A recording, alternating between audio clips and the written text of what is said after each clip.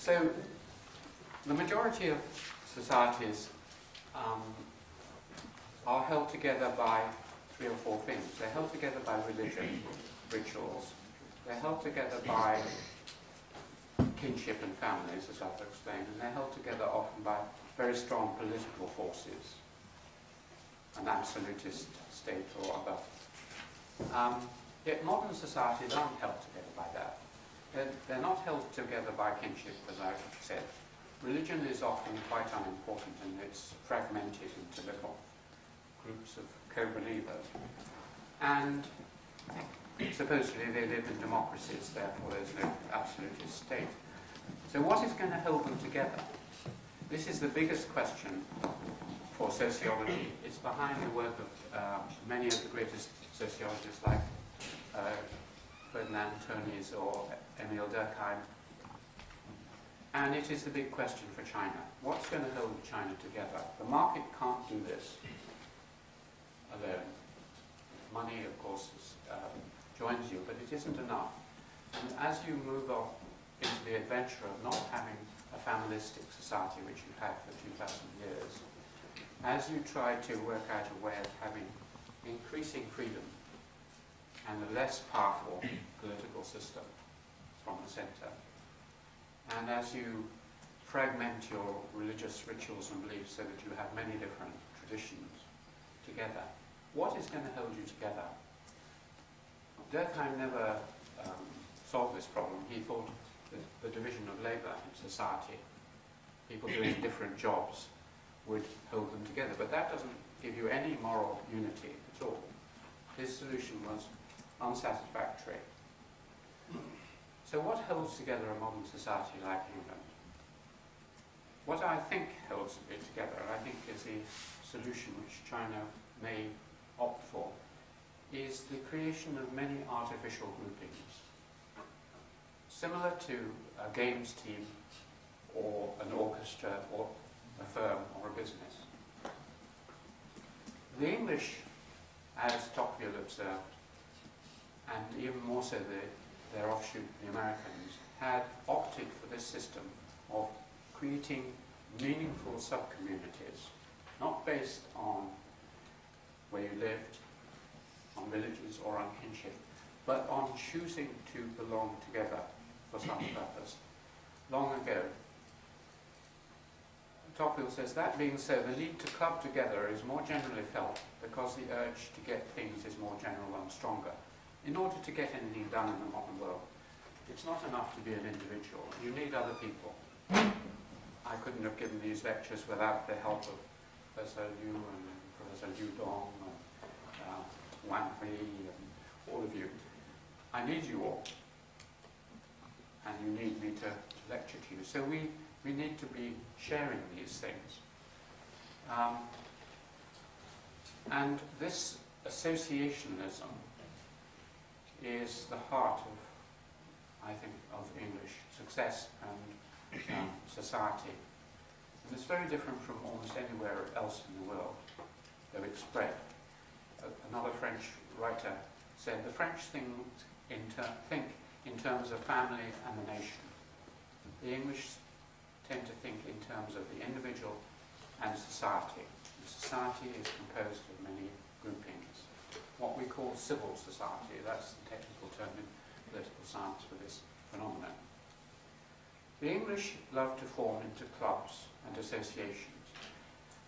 Fei Xiaotong, in his book on From the Soil, his most famous single account of how the difference between the East and the West, says the great difference is that China is based on what he calls rippling out from an individual of relationships. The West is based on groups. You belong to this and that firm group. I think because he didn't really have a deep and long experience of the West, he based his model on his travels to America and England. He'd spent time in other European countries, and if he looked at the history, he would have seen that what he took to be the West was actually England and America recently.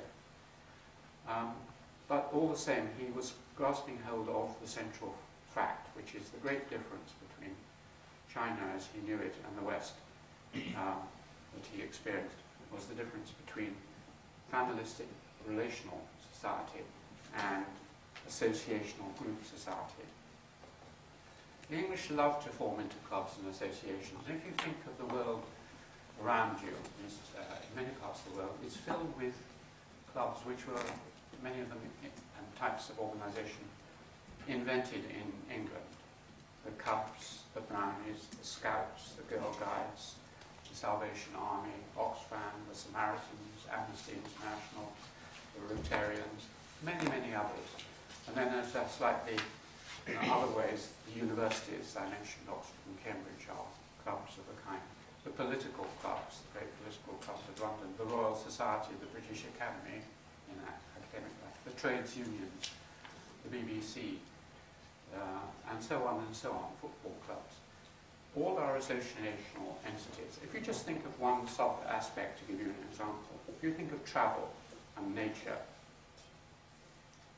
to enjoy travel and nature, it's best to organise yourself into little clubs and associations. A single person won't get the best out of this. And one observer, Claudio Venice, notes how the English have invented a numerous and vigorous progeny, that's children, of mountaineering clubs, geographic societies, yachting associations, hang gliding federations, botanical gardens, zoological societies, societies royal for the prevention of cruelty to animals, wilderness societies, gardening subcommittees, conservation societies, green parties, angling clubs, landscape painting societies, animal liberation zealots, bird watching clubs, and so on. That's just one aspect of life, nature. Clubs can be very small. You can have a club in England which is just friends, really. You just maybe meet every Sunday and have a drink together or a meal together. That's one kind of club. Like-minded people. Sometimes they can be bigger and often directed towards. A feature of a club is that it has a particular thing it does. There are several features I should mention. One is that to join it is a conscious act. You dedicate yourself to joining this club. And often you can't just join it, you have to be invited into it, because you're going to affect the life of other people. It's like not Oxford or Cambridge College, you have to be elected into it. And people can say, no, I know that person, I don't want him. You can, what's known as blackball, keep them out. So you have to be elected into them, or join them, even when they're very informal. And they always have a goal.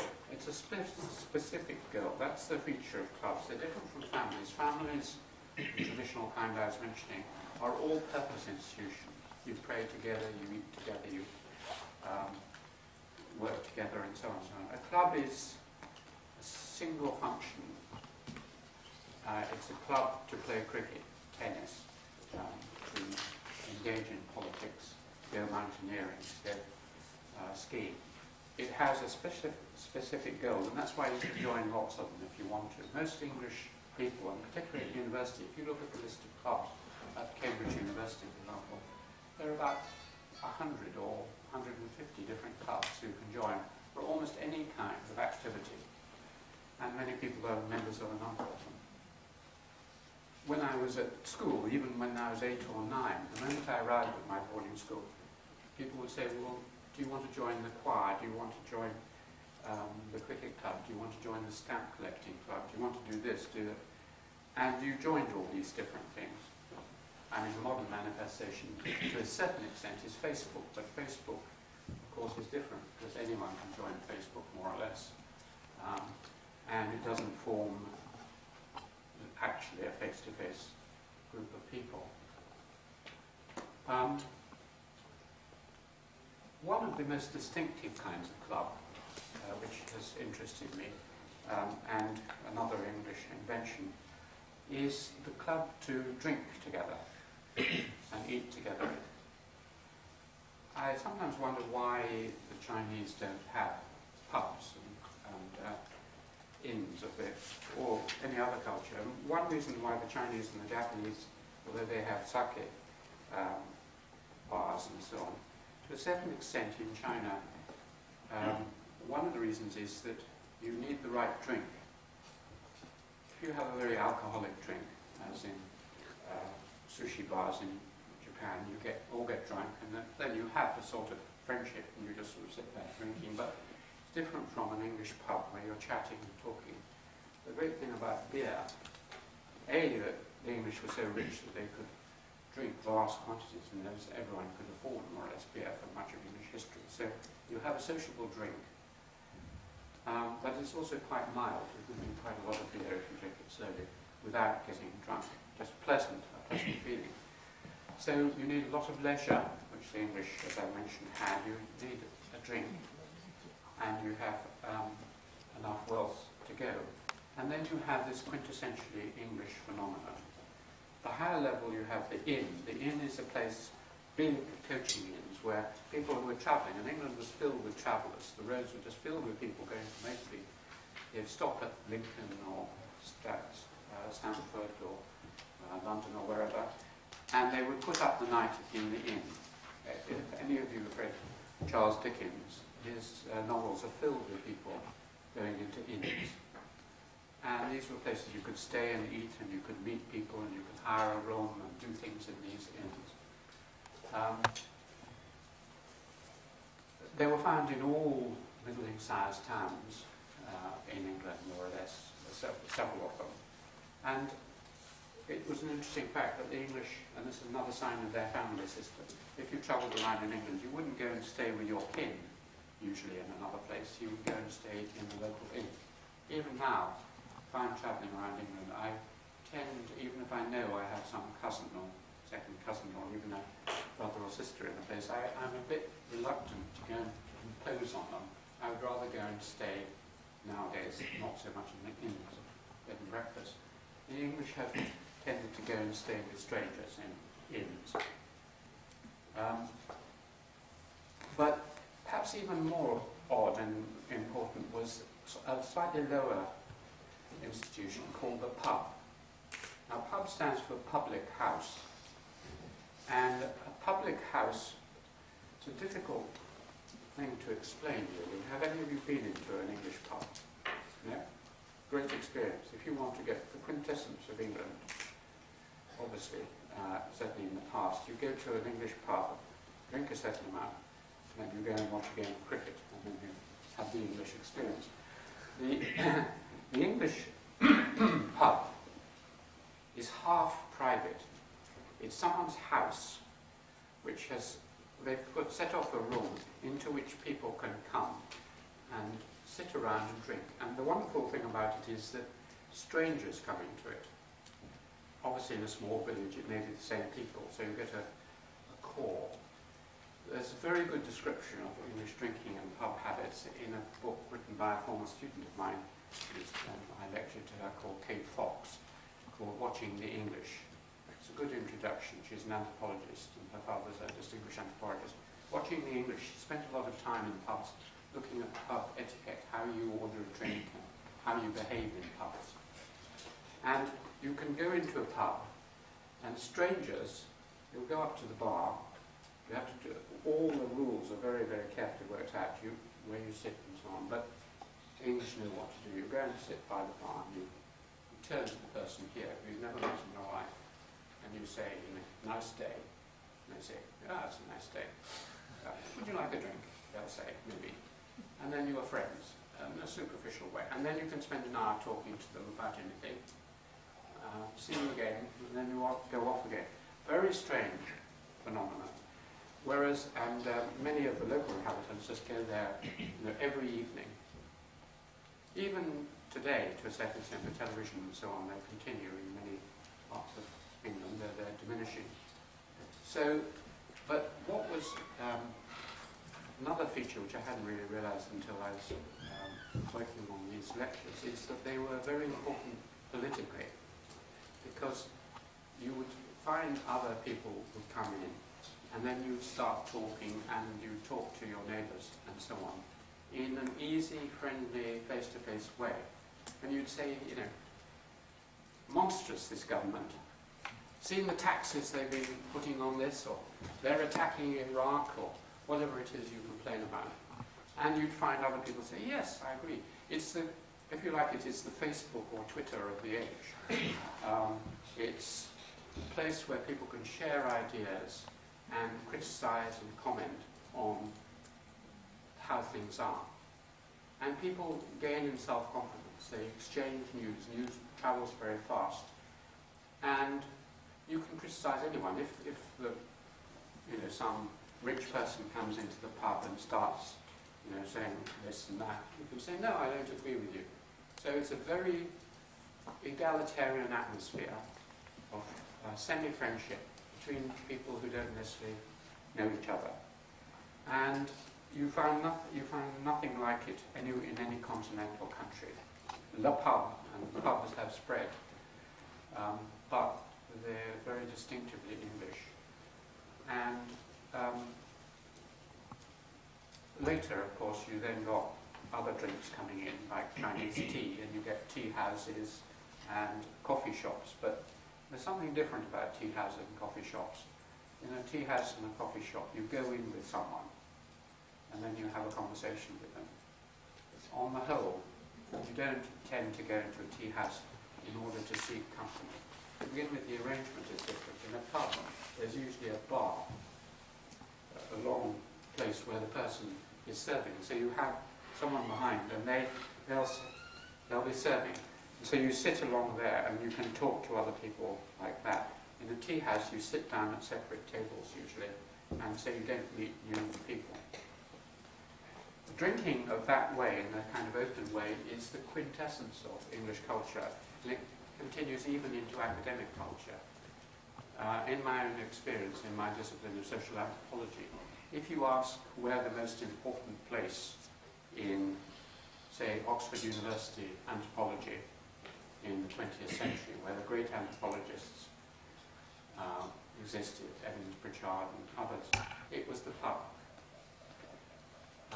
The seminars were arranged so that they would end the moment the pubs were open. The pubs opened at 6 o'clock, so the Oxford seminar was at 4:30 to 6. The moment the bell struck 6, they'd say, oh right, end of seminar, and they'd all rush off. And then for 2 or 3 hours, all the things they hadn't been able to say, they said in the pub. In Cambridge, we have the same tradition.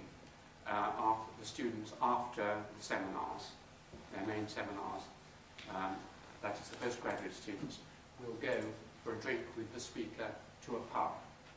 So if this was in England, we'd have had this seminar at, or lectures at 5 o'clock perhaps. And then afterwards, some of you would have come with me. But where would you have gone? No pub. So there we are, another thing to introduce. The importance of associations is what I want to stress. The quintessence of a successful modern society is trust. Trust between people. It's essential for business, it's essential for politics and democracy, it's essential for all our lives. And how do you generate trust in a world of strangers? Trust is all right within the family because you know each other, or in a traditional society where you don't move away from a village. You know people and you know their history. But we live in a world of strangers. You're constantly meeting people, and how do you know that you can trust them?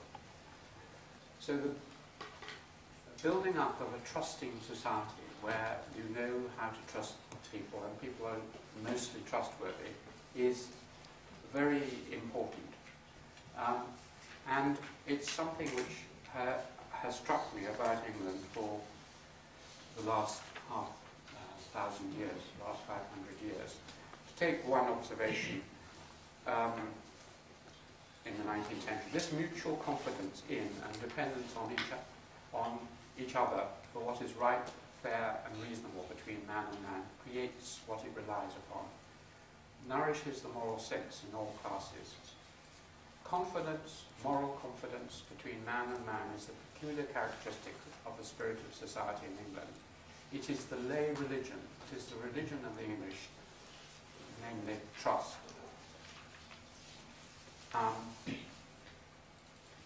trust and the breaking of trust is the quintessence of English social ethics. You can see it in our legal system. Many people don't, most people don't in England now know anything about the history of our English legal system. Basically, we had two legal systems running side by side. One was the common law, which dealt with crime and things like this. And the other was the equity law, equity courts. Equity means fairness.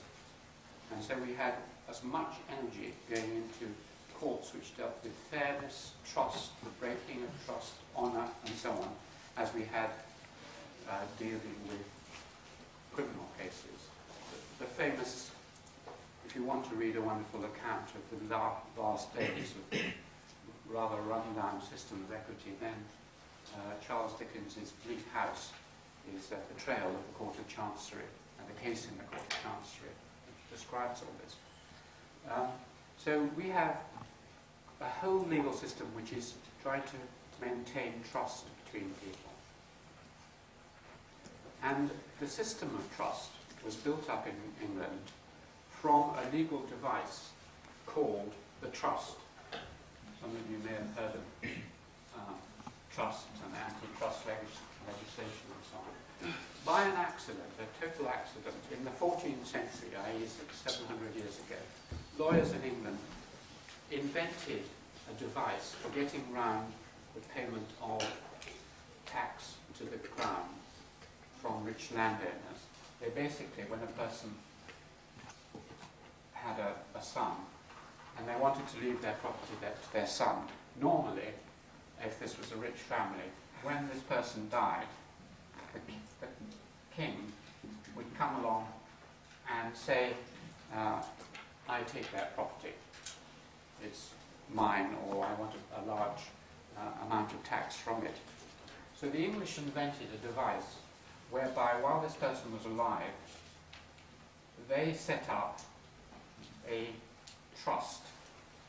That meant they got 12 of their friends and they said, I will formally leave all my property to you. I will make a written document. All my land is yours, these 12 people. So when this person died, the king came along and said, I want some of this property. People would say, well, it belongs to these people, they're all still alive. Now these held it in trust so that they would then pass it on like that. So it's a trick.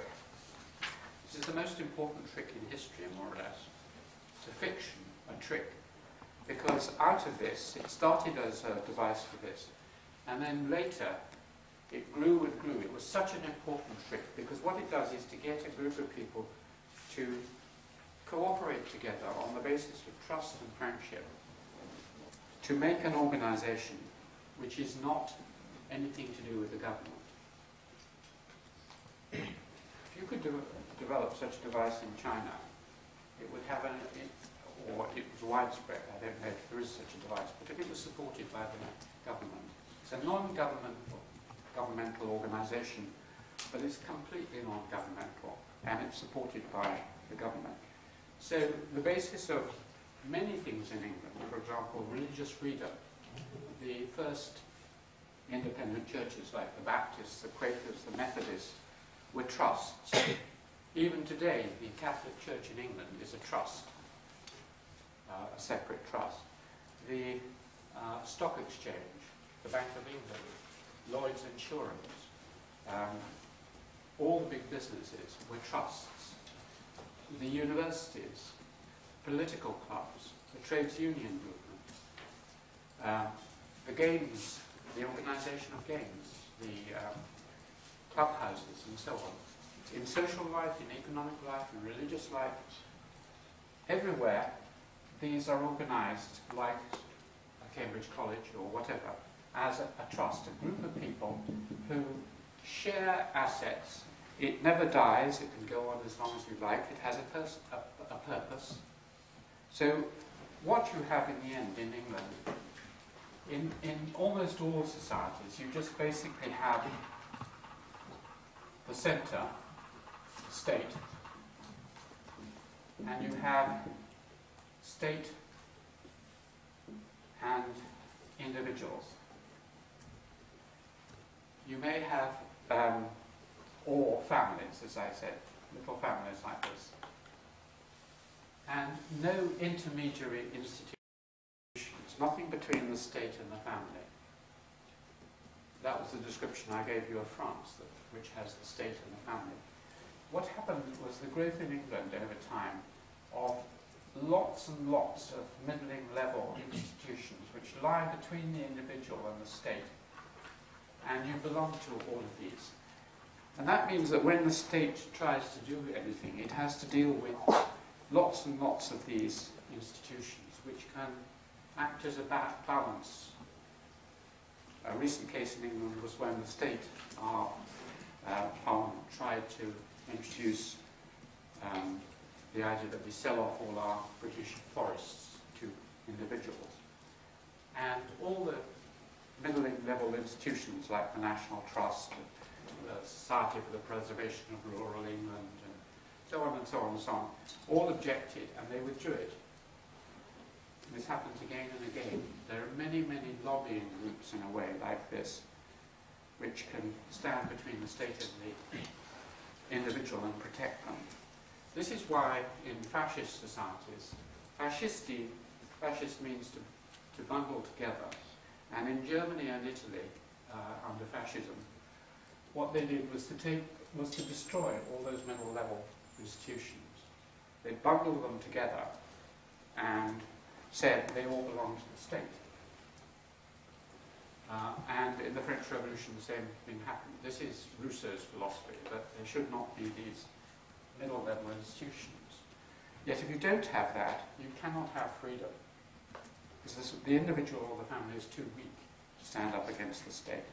So modern liberalism, liberal philosophy, depends on this accidental development which was taken to America. And de Tocqueville, in his Democracy in America, said this is the most important part of American society, associationalism.